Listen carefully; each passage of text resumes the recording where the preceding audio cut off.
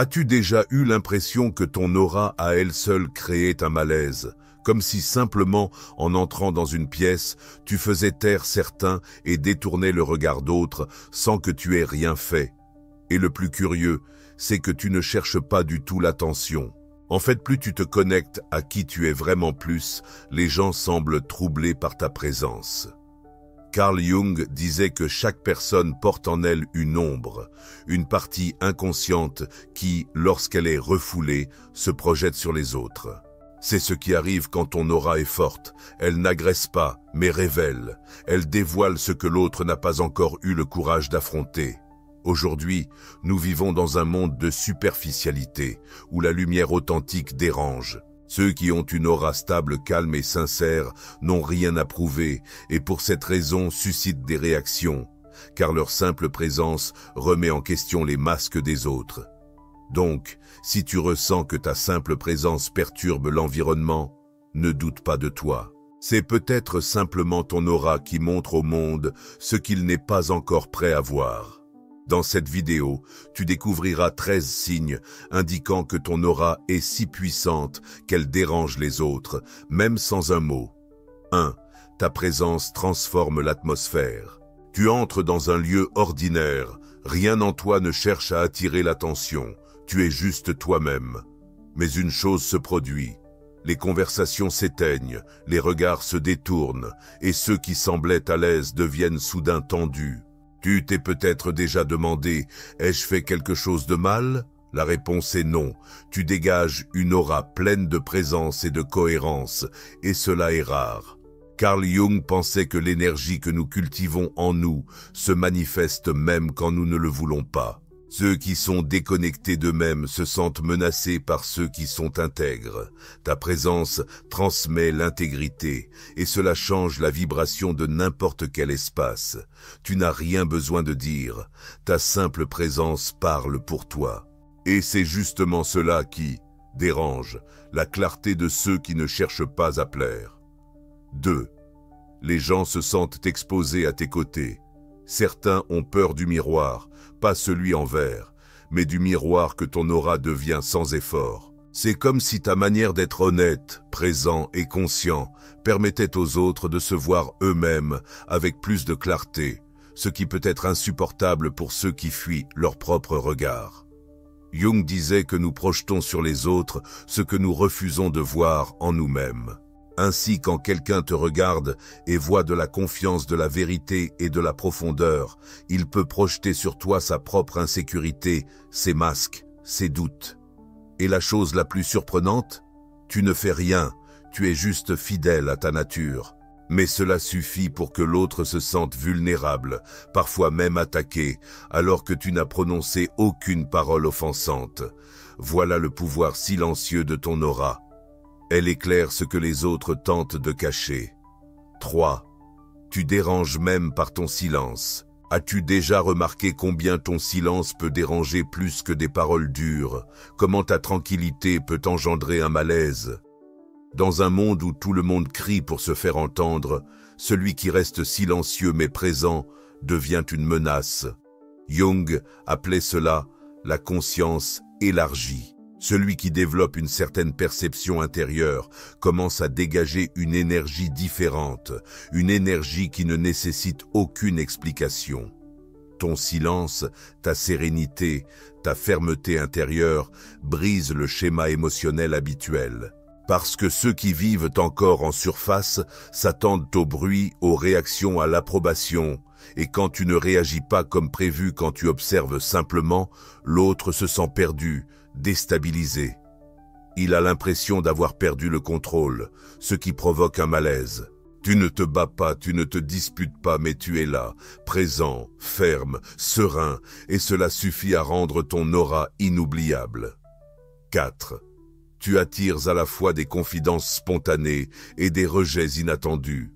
Cela t'est peut-être déjà arrivé. Quelqu'un qui te connaît à peine commence à te confier des secrets profonds, des traumatismes ou des dilemmes qu'il n'a jamais partagés avec personne. Et en même temps, d'autres personnes s'éloignent sans raison, t'évitent, t'ignorent et changent soudainement d'attitude. Parce que ton aura dégage un champ de présence si authentique que ceux qui sont prêts à s'ouvrir le perçoivent comme une invitation, tandis que ceux qui ne le sont pas le perçoivent comme une menace. Carl Jung disait que l'âme reconnaît la vérité même lorsque l'esprit résiste, et ta présence peut justement provoquer cette réaction. Les gens sentent qu'ils sont face à quelque chose de réel, et, devant la vérité, il n'y a que deux réactions possibles: s'ouvrir ou fuir. C'est pourquoi ne le prends pas personnellement lorsqu'on te rejette sans donner d'explication. La plupart du temps, c'est simplement parce que la profondeur que tu fais ressentir dérange. Cinquièmement, tu n'as pas besoin de t'imposer, et cela trouble ceux qui vivent d'apparence. Pendant que beaucoup s'efforcent de prouver leur valeur, toi tu es juste présent. Tu ne cherches pas à rivaliser, tu ne t'énerves pas, tu n'as pas besoin de remporter la conversation. Ta force réside dans l'implicite, dans ce qui ne s'impose pas, dans l'authenticité. Et cela déstabilise. Nous vivons dans un monde où la performance est la norme, où l'ego réclame une scène, de la reconnaissance, du contrôle. Mais Carl Jung nous rappelle, plus l'ego est grand, plus fragile est l'identité qui le soutient. Ainsi, quand quelqu'un avec un ego surdimensionné se trouve face à ton authenticité, il se sent menacé. Ta sérénité déstabilise ceux qui vivent dans l'excès. Ta clarté démolit ceux qui survivent par la manipulation. Ta fermeté silencieuse met en lumière l'artificialité de l'autre. Tu ne cherches pas l'attention, pourtant on te remarque. Tu ne cherches pas le pouvoir, mais ta présence a du poids, et cela, pour beaucoup, est inacceptable. Les gens te mettent à l'épreuve, même sans s'en rendre compte. As-tu déjà eu l'impression que quelqu'un voulait tester tes limites, lançant des pics, des provocations, essayant de te déstabiliser? Cela arrive parce que ton aura dégage quelque chose de rare, l'autocontrôle. Et dans une société où la réactivité domine, l'autocontrôle est un mystère. Carl Jung parlait des jeux inconscients que nous activons dans nos relations. Souvent, lorsqu'une personne réalise qu'elle ne peut pas te contrôler, elle cherche à te provoquer. Elle veut découvrir où est ta faiblesse, voir jusqu'où tu peux tenir, et elle veut que tu descendes à son niveau, car au fond, elle se sent petite face à ta présence. C'est à ce moment-là que tu dois te souvenir, tu n'as rien à prouver. Ta valeur ne réside pas dans le fait de gagner une discussion, mais dans le maintien de ta paix intérieure, car au final, celui qui cherche à te tester subit en réalité le véritable test, ton aura. Tu suscites même de l'envie sans rien faire. C'est sans doute l'un des signaux les plus difficiles à accepter pour quelqu'un qui a une forte aura, réaliser qu'on a dérangé quelqu'un sans raison apparente, sans compétition, sans confrontation. Tu vis simplement, tu es simplement. Mais, d'une certaine manière, cela suffit déjà à déranger certains. Jung disait que ce qui nous trouble le plus chez les autres reflète souvent quelque chose que nous n'avons pas encore affronté en nous-mêmes. En d'autres termes, ta lumière touche des parts non résolues chez l'autre, et il ne s'agit pas d'avoir des choses, mais d'être quelque chose que l'autre ne s'est pas encore permis de devenir. Ton authenticité peut gêner ceux qui vivent de l'approbation. Ta liberté peut irriter ceux qui sont encore prisonniers des attentes. Ta sensibilité peut être insupportable pour ceux qui ont appris à refouler leurs émotions. Et la partie la plus douloureuse, l'envie ne vient pas toujours des étrangers. Parfois, elle se manifeste dans les regards de ceux qui prétendaient t'admirer, dans les silences soudains, dans les absences lourdes de jugement. Mais maintenant, tu sais, ça n'a rien à voir avec toi, c'est ce que tu réveilles chez eux. Ton aura, parce qu'elle est authentique et centrée, illumine tout ce que l'autre a relégué dans l'ombre, et tout le monde n'est pas prêt à regarder cette vérité sans rancune. 8. Tu attires les regards, mais aussi les jugements silencieux. Il y a quelque chose de magnétique dans ta façon de marcher, dans ta manière de bouger, dans ton regard posé, même en plein chaos. Peut-être que tu n'es pas la personne la plus bruyante de la pièce, mais tu es presque toujours celle qui se fait le plus remarquer, et ce n'est pas un hasard. Les personnes avec une aura forte portent en elles un magnétisme invisible, quelque chose d'indéfinissable par les mots, mais palpable dans l'atmosphère. Jung parlait d'énergie archétypale. C'est comme si certaines personnes incarnaient des symboles inconscients qui vivent en chacun de nous. Et ceux qui dégagent cette énergie éveillent chez les autres des émotions profondes, parfois de l'admiration, parfois du jugement. Tu le perçois dans les sourires forcés, dans les regards fuyants, dans les critiques subtiles. Et tu sais pourquoi? Parce que tu es différente. Ton authenticité est une menace pour ceux qui suivent les règles sans jamais les remettre en question. Ta vérité semble de l'arrogance à ceux qui ne supportent pas la sincérité. Ta paix intérieure ressemble à de la supériorité pour ceux qui sont en lutte permanente avec eux-mêmes. Mais tu sais que tu ne cherches pas à rivaliser, tu vis simplement en paix avec ce que tu es devenu, et cela, aujourd'hui, suffit amplement à déranger beaucoup de gens. Tu préfères être seul plutôt que dans des endroits où tu dois te restreindre. Avec le temps, tu as appris à comprendre cela. Il existe des environnements où ton énergie ne trouve pas sa place, des personnes auprès desquelles tu sens que tu dois diminuer ton âme pour ne pas paraître trop. Plus tu évolues, plus tu deviens sélective, non par orgueil, mais par amour pour toi-même.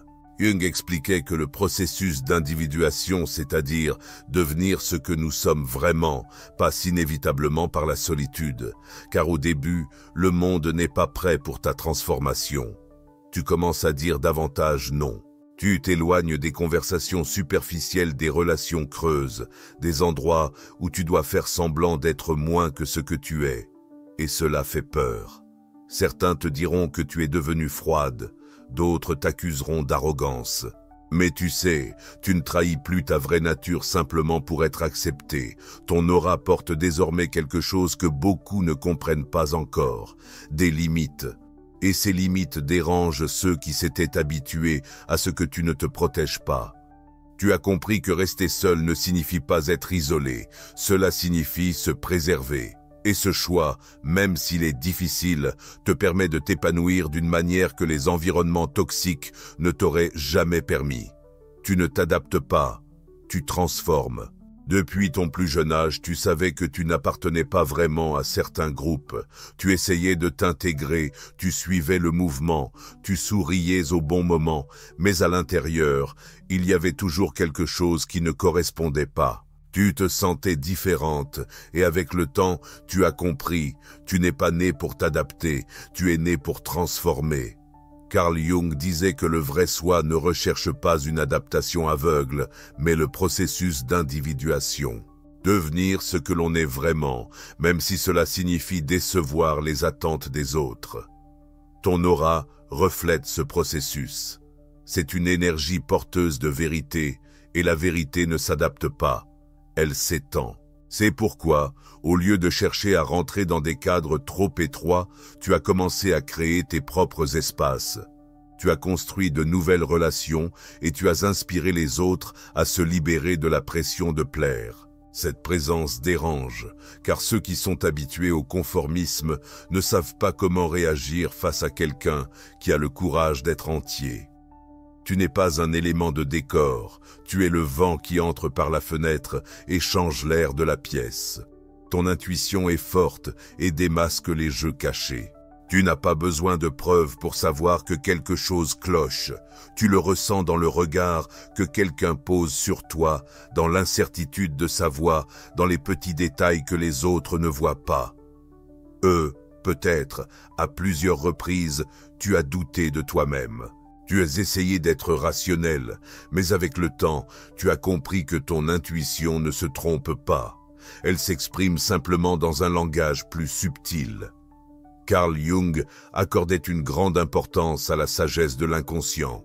Pour lui, ce que nous appelons intuition est la voix de l'âme qui cherche à nous protéger, à nous guider, à nous éveiller. Et tu as appris à l'écouter. C'est pourquoi tu déranges ceux qui vivent de la manipulation, qui dissimulent leurs intentions, qui jouent avec les mots. Ton aura perçoit avant que l'esprit ne comprenne, brise les schémas, anticipe les mensonges, protège tes frontières. Peut-être que tu ne sais pas immédiatement pourquoi, mais tu ressens que quelque chose cloche. Et cela suffit, car tu as appris qu'ignorer ton intuition est la façon la plus rapide de te trahir. Tu communiques avec l'âme, pas avec l'ego.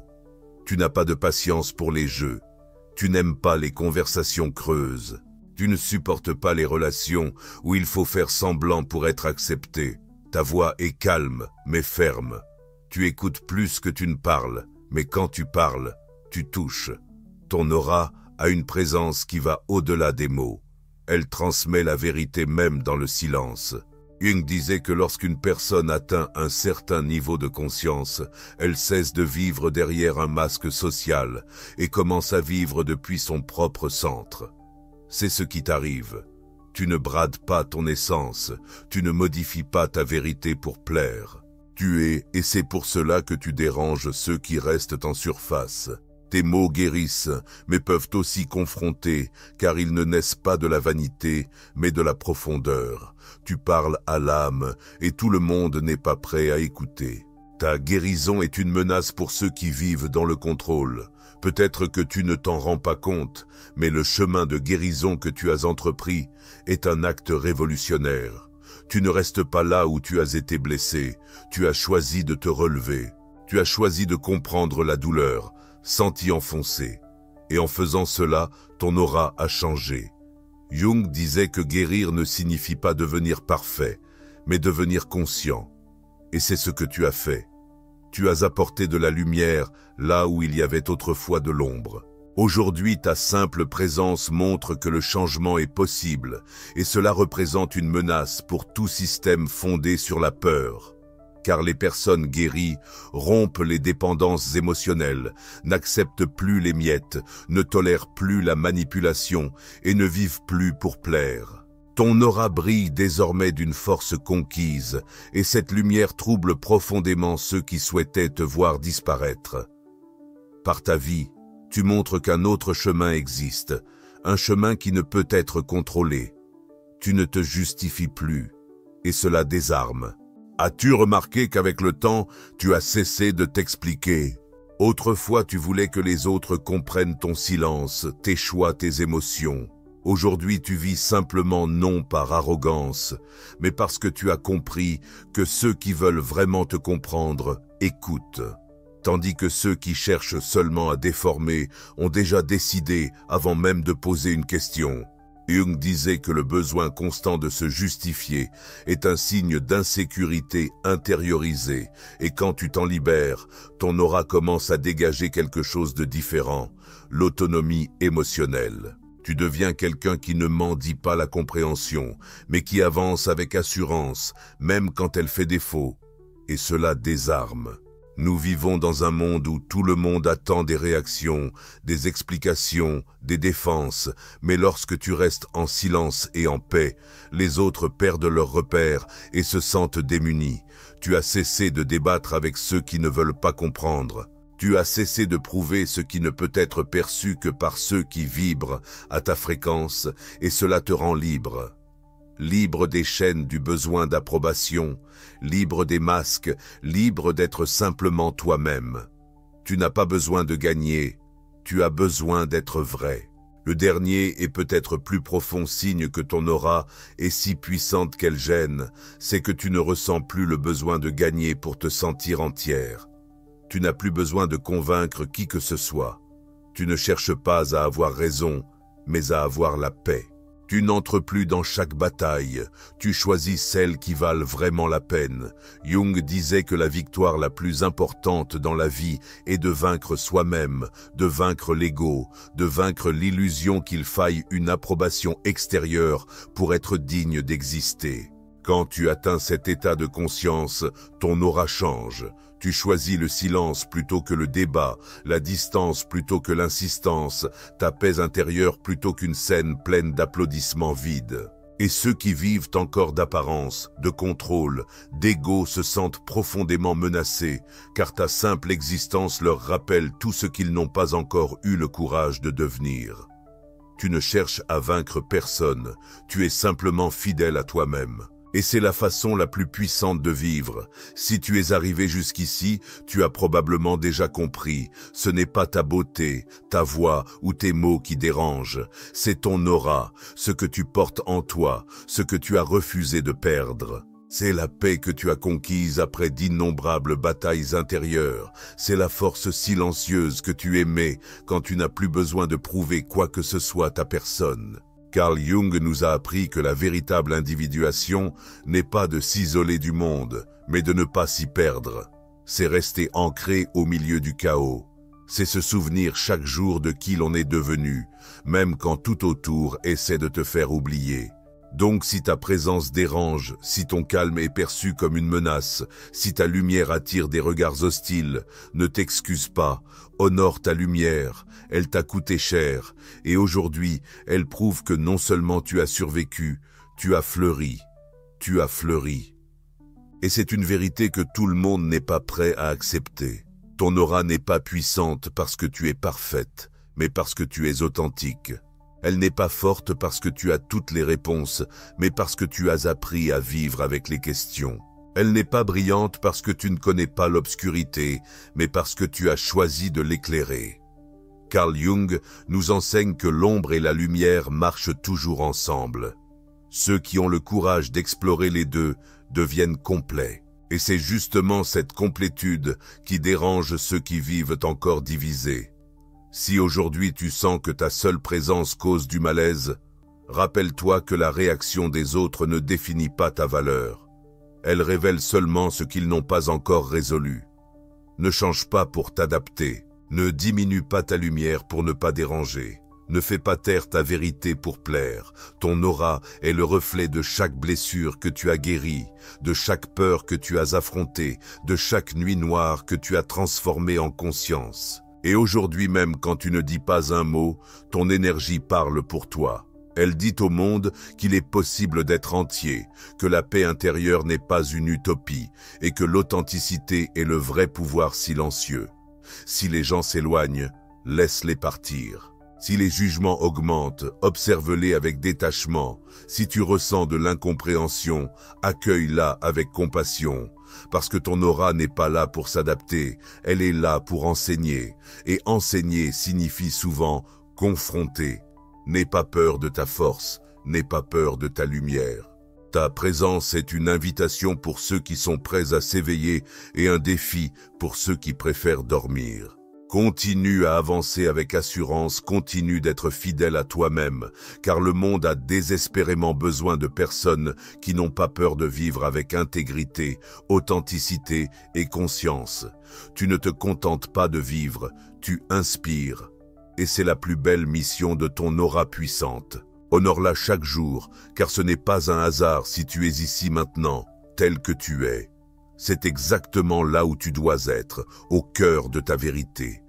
Ta vérité résonne dans le silence, elle s'exprime clairement même sans mots. Chaque pas que tu fais laisse une trace. Chaque choix que tu prends apporte de la clarté. Ton aura porte la promesse du possible, l'exemple que vivre authentiquement n'est pas seulement souhaitable, mais profondément accessible. Ne t'inquiète pas si tout le monde ne comprend pas. Ton message n'est pas destiné à tout le monde. Il s'adresse à ceux qui sont prêts à ressentir, à ceux qui désirent profondément se libérer, à ceux qui en ont assez de survivre et qui veulent vraiment vivre. Ta vie est un phare qui éclaire des chemins inconnus, une boussole qui guide ceux qui se sont égarés. Chaque fois que tu choisis d'être toi-même, tu encourages quelqu'un d'autre à faire de même. Ne sous-estime jamais l'impact de ta présence. Même dans les moments où tu te sens seul, souviens-toi que tu ouvres des sentiers que tu ne verras peut-être jamais, mais qui sont essentiels pour ceux qui te suivront. Continue à grandir, continue à briller, car ton authenticité est la révolution silencieuse dont ce monde a profondément besoin. Non,